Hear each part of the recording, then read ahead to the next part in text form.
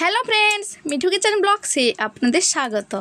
আজকে আমি বানিয়ে দেখাবো পাতুড়ি রেসিপি, চিংড়ির পাতুড়ি। তো তার জন্য আমি লাউ পাতা নিয়ে নিয়েছি। লাউ পাতাটাকে আগে থেকে জলে ডুবিয়ে রেখেছিলাম, তাই লাউ পাতাটা এমন হয়ে গেছে। ভালো করে পরিষ্কার করে নিয়েছি। আর নিয়েছি মুসুর ডাল, আগে থেকে ভিজিয়ে রেখেছিলাম। মিক্সার জারের মধ্যে দিয়ে দিচ্ছি 3-4টের মতো কাঁচা লঙ্কা আর মুসুর ডাল। আগে থেকে কিন্তু পাতাটাকে আপনারা নুন জলে ভাপিয়ে নিতে পারেন বা এমনি কাঁচাও নিতে পারেন, যেমন সুবিধা আপনারা সেভাবে করে পাতাটা নিতে পারেন। তো আমি এভাবে করে নিয়েছি। আর ডালের সাথে দিয়ে দিচ্ছি 1/2 চামচের মতো সাদা তিল। সামান্য জল দিয়ে ডালটাকে মিহি পেস্ট তৈরি করে নিচ্ছি। বেশি কিন্তু জল দেওয়া যাবে না, সামান্য জল দিতে হবে। দেখুন ডালটা বাটা হয়ে গেছে। এইবার আমি ডালের মধ্যে দিয়ে দিচ্ছি কয়েকটা চিংড়ি মাছ। কাঁচা চিংড়ি মাছ দিয়ে দিচ্ছি। চাইলে শুধু চিংড়ি মাছেও তৈরি করতে পারবেন আর শুধু ডালেও তৈরি করতে পারবেন। এখানে আমি দুটো মিক্স করে দিচ্ছি। চিংড়ি মাছটা দিয়ে ডালের সাথে আবারও ভালো করে পেস্ট করে নিয়েছি।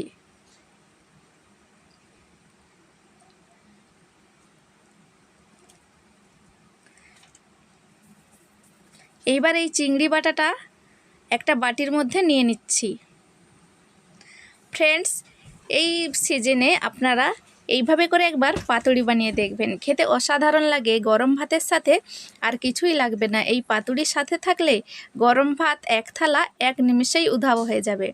তো বাটির মধ্যে নিয়ে নিচ্ছি ডাল আর চিংড়ির পেস্ট। ভালো করে একটু জারটা পুছে নিচ্ছি। দিয়ে দিচ্ছি ঝুরি ঝুরি করে কেটে রাখা পেঁয়াজ।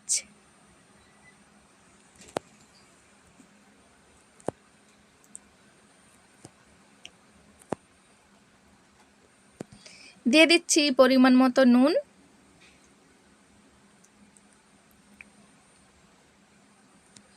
হলুদ গুঁড়ো,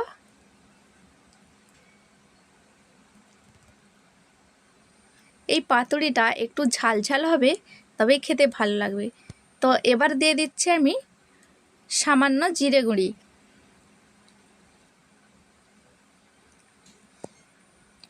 আর দিয়ে দিচ্ছি লঙ্কার গুঁড়ি।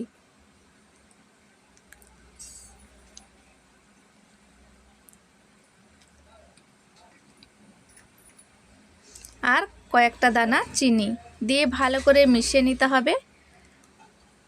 সাথে দিয়ে দিচ্ছি 1 চামচের মতো কাঁচা সর্ষে তেল। দিয়ে ভালো করে ডালের সাথে মশলার সাথে এভাবে করে মেখে নিতে হবে।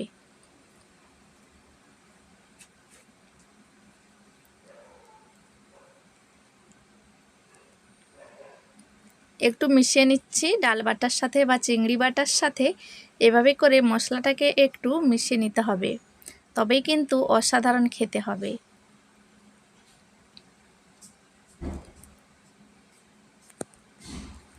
চাইলে কিন্তু পুঁই পাতার মধ্যেও কিন্তু এইভাবে করে পাতুড়ি বানানো যায়। একবার ট্রাই করে অবশ্যই দেখবেন। তো ডাল মাখাটা বা চিংড়ি বাটাটা আমার এখানে মিক্স করা হয়ে গেছে। এইবার আমি লাউ পাতাগুলো নিয়ে নিচ্ছি। জল থেকে ভালো করে ঝাড়িয়ে পাতাগুলো নিতে হবে।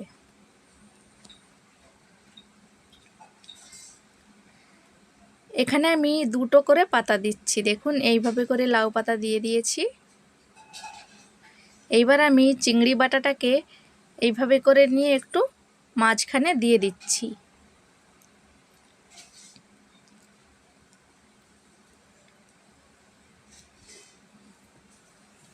বেশি কিন্তু দেব না। তারপরে ওপরে দিয়ে দিচ্ছি একটা কাঁচা লঙ্কা আর সামান্য সর্ষে তেল দিয়ে পাতাটাকে এভাবে করে ধীরে ধীরে মুড়ে দিচ্ছি। যেভাবে পাতুড়ির শেপ দেওয়া হয় সেইভাবে করে আমি 4 কোনা করে পাতাটাকে শেপ দিয়ে নিচ্ছি। চাইলে কিন্তু আপনারা ভাপিয়ে নিতে পারবেন। আজকে আমি পাতুড়ি বানিয়ে দেখাবো। তো আপনারা পুরো ভিডিওটা দেখবেন, স্কিপ করবেন না, তাহলে কিন্তু বুঝতে পারবেন না যে আমি কিভাবে বানিয়েছিলাম। আর পুরো ভিডিওটা দেখে ভালো লেগে থাকলে লাইক কমেন্ট শেয়ার করে চ্যানেলটিকে সাবস্ক্রাইব করার অনুরোধ রইল। তো দেখুন একটা টুথপিক দিয়ে ভালোভাবে সেট করে নিয়েছি। এদিকে আমার একটা পাতুড়ি রেডি হয়ে গেছে। আবার এইভাবে করে আমি আবারও কয়েকটা পাতুড়ি তৈরি করে নিচ্ছি। দেখুন আবারও এভাবে পাতাটাকে জয়েন করে বীজখানের মধ্যে দিয়ে দিচ্ছি চিংড়ি বাটা। এভাবে করে একটা কাঁচা লঙ্কা আর সামান্য সর্ষে তেল দিয়ে আবারও 4 কোনা করে আমি মুড়ে দিচ্ছি।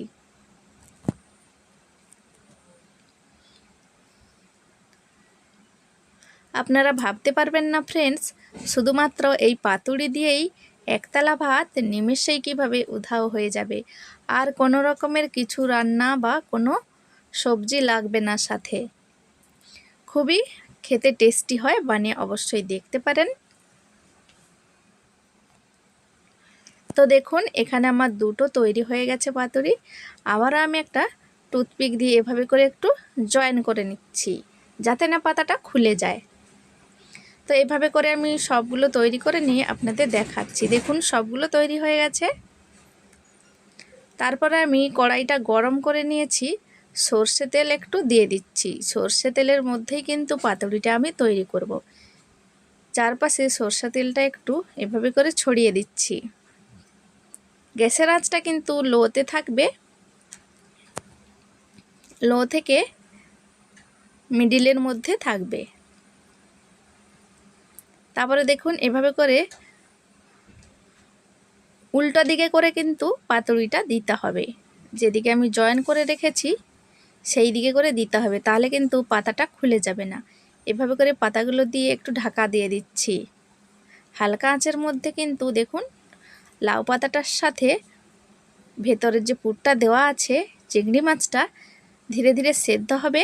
লাউ পাতার খুশবু বা লাউ পাতার সেন্ট আর চিংড়ি মাছের সেন্ট মিলেমিশে একেবারে দারুণ স্বাদের একটা স্বাদিষ্ট পাতুড়ি তৈরি হয়ে যাবে।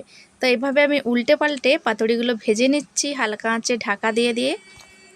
দেখুন কতটা সুন্দর দেখাচ্ছে। আবারও আমি উল্টে পাল্টে দিচ্ছি। দেখুন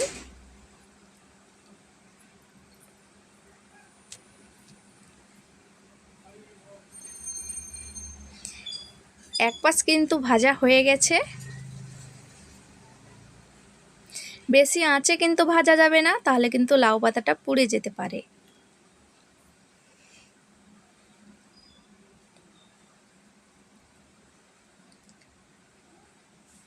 তো ফ্রেন্ডস আজকে তো আমি এইভাবে করে পাতুড়িটা বানিয়েছি। আপনাদের যেমন পছন্দ তেমনভাবে বানাতে পারেন।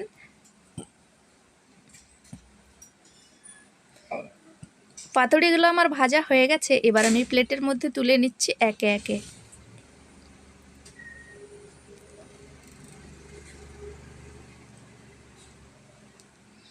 তো দেখুন সবগুলো পাতুড়ি আমি প্লেটের মধ্যে সাজিয়ে নিয়েছি।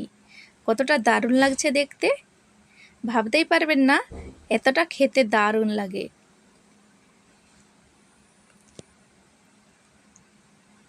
এইবার আমি এর পিনগুলোকে ছাড়িয়ে দিচ্ছি বা টুথপিকগুলোকে পাতা থেকে খুলে দিচ্ছি।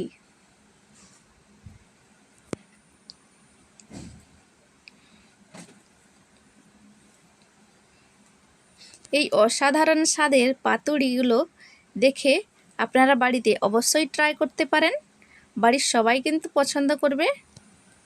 তো আমি এখনও কিন্তু পাতুড়িটা গরম আছে, আমি আপনাদের পাতুড়িটা খুলে দেখিয়ে দিচ্ছি যে ভেতরটা কতটা দারুণ হয়েছে। দেখুন পাতাগুলো কিন্তু সেদ্ধও হয়ে গেছে। খুবই গরম আছে, তাই এভাবে একটু খুলতে টাইম লাগছে। আমি একটু এই কাঠিটা দিয়ে খুলে দেখাচ্ছি। দেখুন কতটা লোভনীয় হয়েছে, আর যা সেন্ট বেরোচ্ছে না বন্ধুরা। সবগুলো পাতুড়ি আমি খুলে আপনাদের দেখাচ্ছি। এতটা দারুণ হয়েছে না বন্ধুরা, কি বলবো। তো দেখুন সবগুলো খুলে দিয়েছি। এবার ওপর থেকে একটু কাঁচা সর্ষে তেল দিয়ে দিচ্ছি। খেতে অসাধারণ লাগবে। এইভাবে গরম ভাতের সাথে সার্ভ করে দেখুন। তো ফ্রেন্ডস আজকের রেসিপি পাতুড়িটা আপনাদের কেমন লাগলো কমেন্টে জানাতে অবশ্যই ভুলবেন না। ভালো লাগলে একটা লাইক করে দেবেন। ভালো থাকবেন, সুস্থ থাকবেন। দেখা হবে পরবর্তী ভিডিওতে।